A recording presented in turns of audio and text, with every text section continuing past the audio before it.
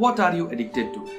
If someone asked me this question, then probably I start thinking about those addictions which as a society we have already labeled as addictions. And then I start thinking about smoking, drinking, gambling and everything that we are addicted to and which have been labeled as something poisonous and negative and antisocial.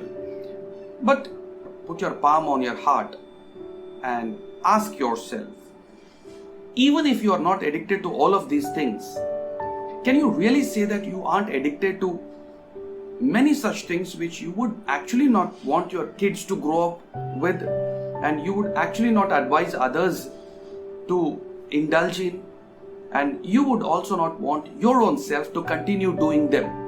I'm sure you would agree that there are many things that we are addicted to, and at an unconscious level we are being dominated. Our entire life is being dominated by these addictions which lie beneath every decision that we take, every choice that we make, and every next move that we decide to take towards our own fulfillment. And I found that for a very long time I was addicted to a number of things which I would not accept as addictions. And I saw my close people, my father, my mother, my cousins, my relations, having so many things that they are addicted to. At first I would be frustrated because of these things when I used to find and identify them in others. But when I slowed down and I started my journey with self-reflection, I found that there are innumerable things that even we are addicted to and even I was addicted to. And the problem was that I wasn't looking for them within, whereas I was able to look for them outside and identify them in someone else. But when it comes to my own addictions, I would justify them logically and I would say that this is the way I am and this is how I live, and probably this is something that I've learned from my family, or this is something that is acceptable in the culture around, and I would find a way, I would find an excuse to keep indulging in those activities.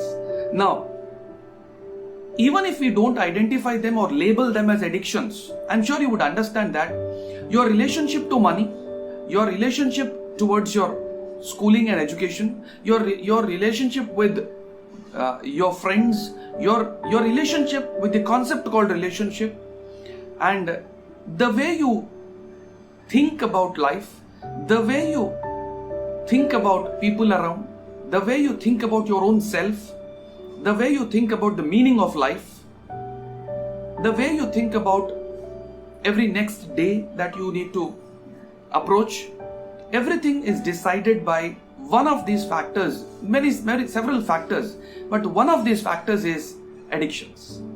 And as long as we don't get down to address this topic called addictions, probably we are indulging in it so much so that we have accepted it to be very normal, and as if we can't undo what has been done to us or what we have done to ourselves. And here's what I would like to share as part of my opinion. Addictions are something that seem to give you a framework to get relieved from stress, from worry, from anxiety. Addictions are those activities which we might have unconsciously done for such a long period that they seem to have got automated, and you seem to be living in those patterns as if you have always lived that way. And you probably believe that if I get out of this habit or addictions, probably I'll not be safe, I'll be unsafe.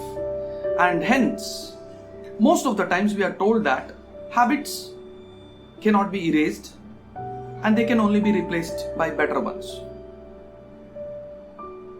The downside of that, the dark side of that is that as long as you keep on replacing habits with the new habits, you still are entrapped in the same feeling that this habit is going to relieve me from my anxiety, from my worry, from the stress that I am taking on myself. Now that is like exchanging or trading in for a prison with golden bars, moving from a prison with iron bars. That doesn't make a difference because you remain behind the bars. And if you're thinking about freedom from inside, now that happens only when you understand and realize that whatever the bars are made of, you still are behind the bars. And as long as you do not acknowledge this, then probably replacing older habits with newer habits doesn't make much difference, because after 5 years or 10 years you are still going to realize that you still happen to be on the same treadmill, chasing happiness, peace and fulfillment. The key is authenticity. The key is your self-realization. And the key is to understand that what you're actually chasing is a state of mind. And that state of mind is not something that you manufacture. It's something that you get back to. It's something that you fall back to. It's something that is always there. And you don't need an addiction to create that. Well, you might need an activity to physically engage in, but that doesn't mean that that activity has to turn an addiction. In fact, you probably know that addictions are mental, but they're subtler than that.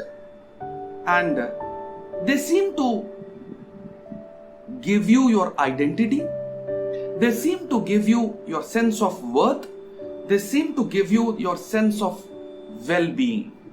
But as long as you don't realize that my sense of well-being or my sense of worth, my sense of security doesn't come from the activity that I do, it comes from the understanding of the activity that I have in myself. And there are many ways you think about money. There are many ways you think about life. There are many ways you think about people. There are many ways you think about society. There are many ways you think about education. There are many ways you think about career. There are many ways you think about your personal growth. Now some of them have turned your addictions and might have gone in unnoticed, and you might have started believing them to be the universal truths. Let me tell you, a universal truth is something that doesn't need a reason to be vindicated. A universal truth is something that doesn't need something preceded by the word called because. A universal truth is something that always stands true, irrespective of the reason and irrespective of the context or the circumstance. And hence, look into the factor, sit back, take a notepad and start jotting down all those addictions that have been beneath the way you think about everything about your life, in your life. And you will probably find out that some of them are not just the way you think. Some of them have turned addictions. And when somebody asks you to make a little change here and there, you feel very insecure. You start distancing from that person. You start detesting and hating having conversations with that person, because that person shows you who you are. That person shows you the truth. That person becomes the mirror in front of you. And you want to run away from that because you feel secured in your addictions. But the point is, you don't want to realize or acknowledge that these are addictions and not the universal truths. I want you to sit back and list the important categories of your life that you would want to consider as a top priority in your life. And I would want you to list down most of your ways that you have become addicted to in your approach towards these categories. Be it your relationships, be it your financial situation, be it your friends, be it society, be it organizations, be it work, be it culture, be it politics, be it hobbies, anything. List down all your mental addictions which have become the patterns, the fabric of your life. And I'm sure this would be your first step towards acknowledging those underlying addictions which have been dominating your decision making and your choices in your day-to-day life. And this could be your first step towards your inner freedom. I hope you will like it, and I hope you will do something more than what I've asked you to. I would want to listen back in the comments. Thank you so much. Love you.